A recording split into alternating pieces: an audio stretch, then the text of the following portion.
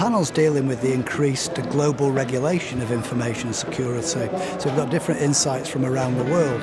I'm providing the insights as a regulator. The Information Commissioner's Office is the Data Protection Authority for the UK, and obviously we liaise closely with our colleagues in Europe and around the world on information security issues.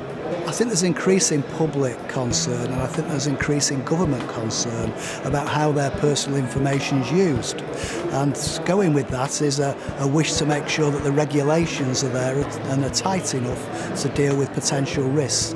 That's the thing where I'm seeing a big change in the backcloth. In terms of the individual security threats themselves, well, in the days of bring your own device, there's nothing more vulnerable than all those devices being left on trains, and we get lots of security breaches reported to us every year. Once of a day it was memory stick, now it's the iPad, and other mobile devices are available, but are all equally vulnerable when you leave them behind. So we're seeing a change in the nature of the threat. I think the other interesting thing as well, how we're seeing there's more scope for the inside job as well.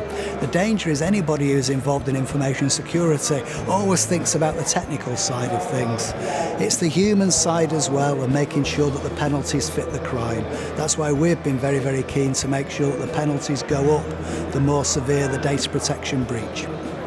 Well, I'm in grave danger of showing my age here, because I've been with the Information Commissioner's Office since it was first established back in 1985. So I'm actually 30 years old in data protection years.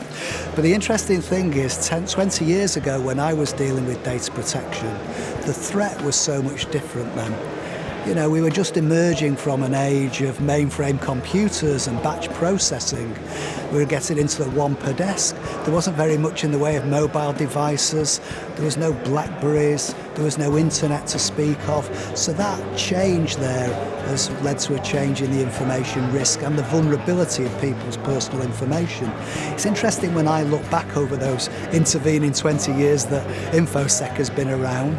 And you know, I think that people in the UK only really woke up to the vulnerability of their personal information when HMRC lost 2 disks containing 25 million people's records. And that led to a firestorm of interest, not just from the media, but from parliamentarians too. And they started tightening up laws. They gave the Information Commissioner the powers to impose monetary penalties of up to £500,000. That was all new. It all came about because of breaches of security. So the vulnerability has changed massively. Once of a day, if I said to somebody, try losing 25 million paper records, it'd take a whole project plan, whole budget head in its own right.